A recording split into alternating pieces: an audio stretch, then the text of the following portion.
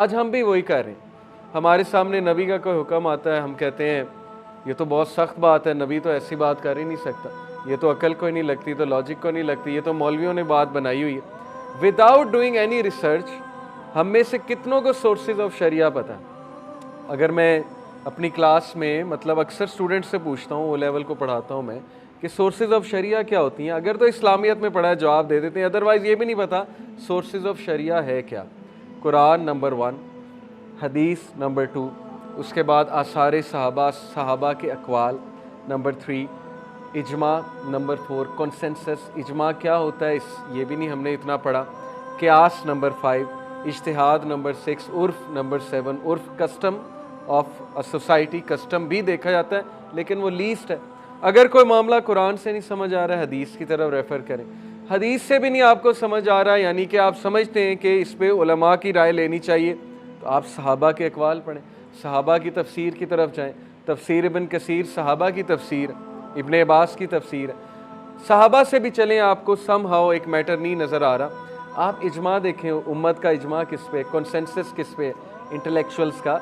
मिसाल के तौर पे पर्दे के इशू को ले लें, पर्दे का इशू में इजमा कहाँ पर हुआ है? उलमा का इजमा, उलमा से मुराद है तमाम मकातिब फ़िक्र के उलमा का इजमा। कंसेंसस देखें कि पर्दा क्या होता है, औरत का पर्दा क्या है, मर्द का पर्दा क्या है, ये इशू है क्या पर्दे का, हिजाब क्या होता है, वहाँ से भी नहीं समझ आ रहा है। एक चीज़ क्यास की जा सकती है, कोई नया मसला दरपेश आ गया, उसमें क्यास होगा, जैसे ड्रग्स का मामला है। पहले ये ड्रग्स के नाम हमने नहीं सुने जो आजकल हम सुन रहे हैं, तो क्या ये हराम है हलाल है, क्यास होगा। क्यास होता है एनालॉजी, एक चीज़ के साथ, जो चीज़ वेल डिफाइंड है उसके साथ एनालॉजी क्रिएट करके एक चीज़ को परखा जाता है, देखा जाता है, उलमा का काम है। कोई बहुत बड़ा नया मसला आ गया, उसमें इज्तिहाद होगा, जैसे ऑर्गन डोनेशन, एक बंदा मरने से पहले अपनी आंखें डोनेट कर सकता है कि नहीं कर सकता है, इसके लिए इज्तिहाद होगा। ब्रॉयलर चिकन हलाल है हराम है, इसके लिए इज्तिहाद होगा। अगर चिकन जो है उसको आप ज़िबा करने की बजाय मशीन पे डालते हैं और वो मशीन जो है वो टकाटक ज़िबा कर रही है, एक होती है ना मशीन कि हर कसाई हायर करना पड़ेगा, तो मशीन से ज़िबा कर देते हैं, हलाल है हराम है, इज्तिहाद होगा। ओके, डॉक्टर्स जो हैं MBBS वाले, वो डेड बॉडी को स्टडी कर सकते हैं कि नहीं कर सकते हैं, उसके लिए उन्हें दिल निकालना पड़ेगा डेड बॉडी का, क्या ये डेड बॉडी की तज़हीक है या जायज़ है, इस पर इज्तिहाद होगा। तो इज्तिहाद इन मामलात पे होता है। और फिर एंड में उर्फ़ भी देखा जाता है कि एक माशरे का उर्फ़ क्या है। अब ये सारी सोर्सेज ऑफ शरिया को छोड़ के हमारी सोर्स ऑफ शरिया सबसे पहले अकल, कि मुझे सही लगती है कोई चीज़ के नहीं लगती है। अकल तो है ही नहीं कहीं सोर्स ऑफ शरिया में, क्योंकि अकल सबकी मुख्तलिफ है। आज हम जितनी डिबेट्स फेसबुक पे कर रहे होते हैं, किस बेसिस पे? अकल की बेसिस, कि नहीं मेरे ख्याल में ये बात। आपका ख्याल मैटर नहीं करता अगर आपके पास इल्म नहीं है। आपका ख्याल बाकी मामलात में मैटर कर सकता है, पॉलिटिक्स में हो सकता है, कर सकता है, लेकिन व्हेन इट कम्स टू मज़हब इस्लाम, योर ओपिनियन डजंट मैटर, क्योंकि हमारे पास नॉलेज बहुत कम है, हमने दीन पढ़ा कितना है। तो ये चीज़ हमारी दुरुस्त होने वाली है कि हम इल्म की तरफ क्यों नहीं आते, हम क्यों नहीं इस्लाम का नॉलेज खुद लेते हैं। अफसोस की बात है, आज देखें दीन, ये बहुत बहुत बड़ी साजिश, इसके पीछे आप रिसर्च करने बैठे। आज दीन जो है वो अनफॉर्चुनेटली, मैं कुछ किसी को बुरा नहीं कहना चाहता, लेकिन अनफॉर्चुनेटली वो लोग दीन पढ़ा रहे हैं जिनकी अपनी इमोशनल इंटेलिजेंस बहुत कम है, या जिनसे यूथ रिलेट नहीं कर पाती। मैं किसी को नहीं टारगेट करना चाह रहा, ना मदारिस को कहना चाह रहा हूँ, ना कारी साहब को कहना चाह रहा हूँ, लेकिन अनफॉर्चुनेटली बात ये है कि हमारा ये कहीं ना कहीं कॉन्सेप्ट बन गया था कि जो बच्चा बेकार है उसको दीन पढ़ाओ, और जो बच्चा इंटेलिजेंट है उसको जो है वो दुनिया पढ़ाओ, ताकि वो दुनिया में बहुत आगे जाए। तो ये कॉन्सेप्ट किसने चेंज करना है? ये हमने ही चेंज करना है। हम यही कहते हैं, देखें, अगर मेरी किसी मदरसे के तालिब इल्म से बात होती है, मैं उसे कहता हूँ आप फ़िज़िक्स क्यों नहीं पढ़ते, आपने बहुत पढ़ लिया दीन। अब अगर आप अभी भी कहोगे ना कि मैंने मस्जिद में जाना है और बस एक खुतबा देना है, तो इसलिए दीन नहीं पढ़ा था। रसूलुल्लाह सल्लल्लाहु अलैहि वसल्लम जो है वो नबूवत जब आई तो अल्लाह ने कहा कुम फानज़िर, उठो डराओ, जाओ सोसाइटी में जाओ, मुआशरे में जाओ, मुआशरे में जाके दीन प्रेजेंट करो, प्रैक्टिकल इमेज प्रेजेंट करो। इसलिए नहीं था कि बस एक मस्जिद में बैठ जाओ और लोग तुम्हारे पास आएंगे और लोग बस तुम्हारे पीछे आके नमाज़ पढ़ेंगे, ये पर्पज़ नहीं था दीन का। इसका ये मतलब नहीं मस्जिद में इमाम नहीं होना चाहिए या मस्जिद का इमाम बनना बुरी बात है, ऐसी कोई बात नहीं है। बहुत ये नोबल प्रोफेशन है, प्रोफेशन कहूँ या ज़िम्मेदारी कहना चाहिए, लेकिन ये किसने करना था? अगर आप लोग अपने क्लास फेलोज़ को दीन नहीं विटनेस करा सकते और उन्होंने वही विटनेस करना है जो पहले से विटनेस करते आ रहे हैं आपके कैरेक्टर के थ्रू भी, तो फिर क्या आपने जो है नबी सल्लल्लाहु अलैहि वसल्लम से वफ़ादारी की? फिर मैंने क्या वफ़ादारी की?